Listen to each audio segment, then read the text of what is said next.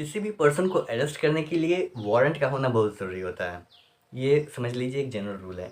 लेकिन सेक्शन 41 बताता है कि पुलिस ऑफिसर कब बिना वारंट के, बिना मजिस्ट्रेट के ऑर्डर के भी अरेस्ट कर सकती है। टाइटल है व्हेन पुलिस में अरेस्ट विदाउट वारंट।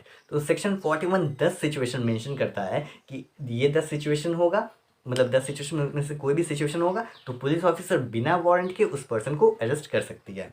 सबसे पहले 10 सिचुएशन है तो हम इसको क्लब करके पढ़ेंगे, समझने की कोशिश करेंगे सो दैट इजली हम लोग समझ पाए। तो पहला 3 हम लोग देखेंगे और ये तीनों जो है ये कॉग्निजेबल ऑफेंस से रिलेटेड है।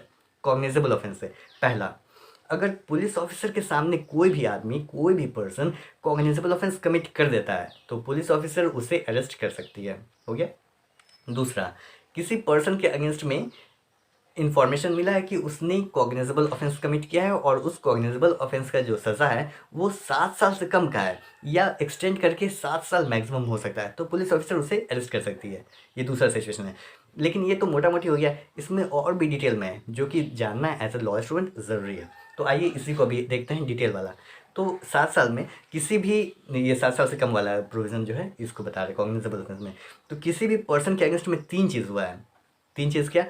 कंप्लेंट किया गया है, या इन्फॉर्मेशन मिला है, या पुलिस ऑफिसर को शंका है। ये तीनों चीज़ याद कैसे होगा? जैसे मान लीजिए हमें लग रहा है कोई पर्सन ऑफेंस कमिट किया तो हम पुलिस को बोल देंगे, तो हम क्या कर रहे हैं? कंप्लेंट कर रहे हैं। तो क्या हो जाएगा? Reasonable complaint has been made. पहला, reasonable complaint has been made, हमने कंप्लेंट किया, पुलिस ऑफिसर ने रिसीव किया, तो ये क्या हो जाएगा? Credible information has been received. जो इन्फॉर्मेशन होगा वो क्रेडिबल नहीं होगा, वो क्रेडिबल होगा, ये नहीं कि कुछ भी होगा। ठीक है, कुछ भी इन्फॉर्मेशन नहीं, क्रेडिबल इन्फॉर्मेशन जिसके ऊपर विश्वास किया जा सके कि नहीं ये जो पर्सन है जो भी बात बोल रहा है सही बात बोल रहा है। Credible information has been received. पहला क्या था? पहला था रीजनेबल कंप्लेंट। कंप्लेंट रीजनेबल होनी चाहिए, आलतू फालतू कुछ भी नहीं। Reasonable complaint has been made. दूसरा, credible information has been received. और तीसरा, पुलिस ऑफिसर अपना अध्ययन कर रहा है, एनालिसिस कर रहा है, फैक्ट्स एंड फिगर्स के आधार पर सोच रहा है कि नहीं जो लग रहा है हमें ये पर्सन सही लग नहीं रहा, इसने ऑफेंस कमिट किया होगा। तो तीसरा क्या होगा? Reasonable suspicion exists. ठीक है, ऐसे याद हो जाएगा। Any person against whom a reasonable complaint has been made or credible information has been received or reasonable suspicion exists। ये तीनों याद हो गया। ठीक है, क्या कि वो जो पर्सन है वो कॉग्निजेबल ऑफेंस कमिट किया है जिसकी सज़ा 7 साल से कम है या एक्सटेंड करके मैक्सिमम 7 साल से हो सकता है। ठीक है, और विथ और विदाउट फाइन कोई दिक्कत नहीं है, फाइन हो भी सकता है, नहीं भी हो सकता है, उस पनिशमेंट में कोई दिक्कत नहीं है। और 2 सिचुएशन को और फुलफिल करना होगा सो दैट इस प्रोविजन के तहत में पुलिस ऑफिसर अरेस्ट कर सके। दो सिचुएशन क्या है? Police officer has reason to believe, police officer को लग रहा है कि नहीं जो भी बात है सही है और उस पर्सन ने कॉग्निजेबल ऑफेंस कमिट किया है, रीज़न टू बिलीव। और दूसरा, पुलिस ऑफिसर को लगता है कि हाँ जो अरेस्ट है ना बहुत ज़रूरी है, अरेस्ट करना ही पड़ेगा। और अरेस्ट क्यों करना है उसमें भी 5 सिचुएशन मेंशन है। ये 5 सिचुएशन में से कोई भी सिचुएशन, मतलब कोई भी कंडीशन ऑब्जेक्टिव से कर लीजिए, ऑब्जेक्टिव सही वर्ड है। 5 ऑब्जेक्टिव है कि उसको अरेस्ट करना ही यार करना है। अगर अरेस्ट नहीं किया जाएगा तो क्या होगा? वो 5 हम याद कैसे किया जाएगा वो भी हम बता रहे हैं। 5 कंडीशन ये है कि उसको अरेस्ट करना है, अगर अरेस्ट नहीं किया जाएगा तो वो फर्दर ऑफेंस कमिट कर सकता है। तो पहला ऑब्जेक्टिव क्या हो गया? To prevent such person from committing any further offence. ठीक है, to prevent such person from committing any further offence. दूसरा, अगर मान लीजिए उसे अरेस्ट नहीं किया जा रहा तो जो इन्वेस्टिगेशन चल रहा है, इन्वेस्टिगेशन में वो बाधा उत्पन्न कर सकता है। तो दूसरा क्या हो सकता है objective? For proper investigation of the offence. ठीक है। तीसरा, उस पर्सन को नहीं अरेस्ट किया गया, ऐसे ही छोड़ दिया गया है, अरेस्ट नहीं किया गया, तो वो क्या कर सकता है? जो भी सबूत है, एविडेंस है, उसके साथ छेड़खानी कर सकता है, बदल सकता है, मिटाने की कोशिश कर सकता है। तो तीसरा क्या हो जाएगा? To prevent such person from causing the evidence of the offence to disappear और tampering with such evidence in any manner. ठीक है, डिसअपियरेंस या टेम्परिंग, 3 हो गया। 3 क्या क्या चीज़? कमिटिंग फर्दर ऑफेंस कमिट नहीं करेगा, इन्वेस्टिगेशन प्रॉपर हो, तीसरा एविडेंस सही हो, मतलब कुछ एविडेंस के साथ गड़बड़ी ना करे वो, इसलिए उसको अरेस्ट कर लिया जाएगा। चौथा क्या होगा? मान लीजिए कोई पर्सन है, पर्सन को भी तो पता हो सकता है ना किसी थर्ड पर्सन को कि हाँ इसने ऑफेंस कमिट किया, तो उसको जाके धमकी ना देखी, देखो मेरे बारे में बताया नहीं तो जो अंजाम होगा सही नहीं होगा, ऐसा धमकी नहीं देगा। तो ये चौथा हो सकता है। तो इसको अच्छे से हम लोग क्या लिखेंगे अगर लिखना होगा तो? To prevent such person from causing, ये तो एविडेंस वाला हो गया। To prevent such person from making any inducement, threat और promise to any person acquainted with the facts of the case so as to dissuade him from disclosing such facts to the court और to police officer. ये बेरक्ट का भाषा है। क्या है, क्या ये कह रहा है? चौथा ऑब्जेक्टिव क्या होगा? To prevent such person from making any inducement. उसको बता रहा है कि अरे भाई छोड़ो ना, क्या कोई फ़ायदा है करने का, ये कुछ पैसा ले लो, 5 लाख ले लो, छोड़ो मत बताओ, क्या ज़रूरत है। इंड्यूस कर रहा है उसको, बता रहा है, ठीक है। इंड्यूसमेंट किसी थर्ड पर्सन को, या थ्रेट थ्रेट दे रहा, धमकी दे रहा है कि अगर तुमने बता दिया तो इसका परिणाम बहुत बुरा होगा, सोच लेना। थ्रेट कर रहा है, या प्रॉमिस कर रहा है कि अगर तुम नहीं बताओगे ना तो हम तुमको वादा करते हैं, मेरा जो घर है या जो मेरी जो गाड़ी है, ऑडी गाड़ी है, तुमको हम गिफ्ट कर देंगे। प्रॉमिस कर रहा है तो किसी भी पर्सन को, ये चौथा हो गया। पांचवा हो जाएगा as unless such person is arrested. मान लीजिए उसको अगर अरेस्ट नहीं किया जा रहा तो कोर्ट अगर बुलाएगी तो वो हाजिर नहीं होगा, तो उसको हाजिर कराने के लिए, कोर्ट में पेश करने के लिए उसका अरेस्ट करना ज़रूरी है। ये पांचवा कंडीशन हो गया। As unless such person is arrested his presence in the court whenever required can not be ensured. तो 5 कंडीशन क्या क्या होंगे उसको अरेस्ट करने के लिए? पहला हो जाएगा कि उसको फर्दर ऑफेंस कमिट ना करे। दूसरा हो जाएगा कि इन्वेस्टिगेशन जो हो रहा है वो इन्वेस्टिगेशन में बाधा उत्पन्न नहीं करेगा। तीसरा हो जाएगा कि जो एविडेंस है, एविडेंस के साथ छेड़खानी नहीं करेगा। चौथा है कि जो पर्सन, किसी थर्ड पार्टी को पता है, थर्ड पर्सन को पता है कि उसने ऐसे ऑफेंस किया, तो उसको जाके धमकी वगैरह नहीं देगा, धमकी, प्रॉमिस या इंड्यूसमेंट, ठीक है, ये नहीं करेगा। पाँचवा कि अगर उसको अरेस्ट नहीं किया गया तो कोर्ट जब भी बुलाएगी कि हाँ तुम्हारी ज़रूरत है, तो हाजिर ही नहीं होगा, पेश ही नहीं होगा, तो उसको उसकी पेशी कराने के लिए, हाजिर कराने के लिए उसका अरेस्ट करना ज़रूरी है, ठीक है। ये हम लोग प्रोविज़न के अंदर में पढ़ रहे हैं। और पुलिस ऑफिसर अरेस्ट करेगी तो वो रिकॉर्ड करेगी, रीज़न अपना लिखेगी कि हाँ उसने अरेस्ट कर रहा है, क्यों कर रहा है, क्या कर रहा है, कैसे कर रहा है, वो अपना सब कुछ रिकॉर्ड मेंटेन करके रखेगी। The police officer shall where the arrest of a person is not required. लेकिन अगर लग रहा है पुलिस ऑफिसर की इस प्रोविज़न के अंदर में अरेस्ट करना ज़रूरी नहीं है, तो इसके लिए भी पुलिस ऑफिसर लिखेगी राइटिंग में अपना रीज़न कि क्यों उसको ऐसा लग रहा है कि अरेस्ट नहीं करना चाहिए, क्यों लग रहा है, लिखिए, उसको पुलिस ऑफिसर को लिखना पड़ेगा। ये सेकंड सिचुएशन हो गया। पहला क्या था कि पुलिस ऑफिसर के सामने कोई भी कॉग्निजेबल ऑफेंस कमिट कर रहा, अरेस्ट कर लेगा। दूसरा क्या है, कोई भी किसी के अगेंस्ट में ये मिला है, इन्फॉर्मेशन मिला है कि उसने कोई भी ऐसा ऑफेंस कमिट किया है जो कि जिसकी सज़ा, कोई भी कॉग्निजेबल ऑफेंस कमिट किया है जिसका सज़ा 7 साल से कम है या 7 साल तक है, और डिटेल प्रोविज़न हम बता दिए हैं, ठीक है, मोटा मोटी इतना ही है।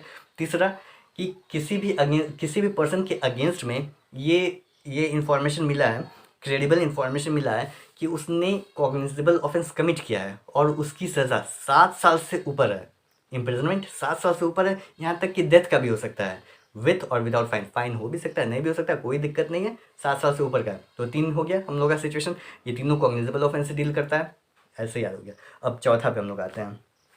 एक चीज़ और, ये जो 3 है ये clause A section 41 subsection 1 clause A clause B clause B A, ये तीनों है B A B A B. और ये इनिशियली में था नहीं, इनिशियल में बाद में इससे सब्स्टिट्यूट किया गया है। Clause A and clause B के बदले में clause A B B A substitute किया गया है। और कब? 2009 में by act 5 of 2009 with effect from 1 November 2010, ठीक है, बाय एक्ट 5 ऑफ 2009। उसके बाद 3 कंडीशन हो गया। चौथा में कि किसी को भी, उस पर्सन को प्रोक्लेम कर दिया गया है ऑफेंडर, ही has been proclaimed as an offender either under this act, CRPC के तहत में, आइदर अंडर दिस कोड, या स्टेट गवर्नमेंट के किसी ऑर्डर के तहत में प्रोक्लेम्ड ऑफेंडर कर दिया गया। चौथा।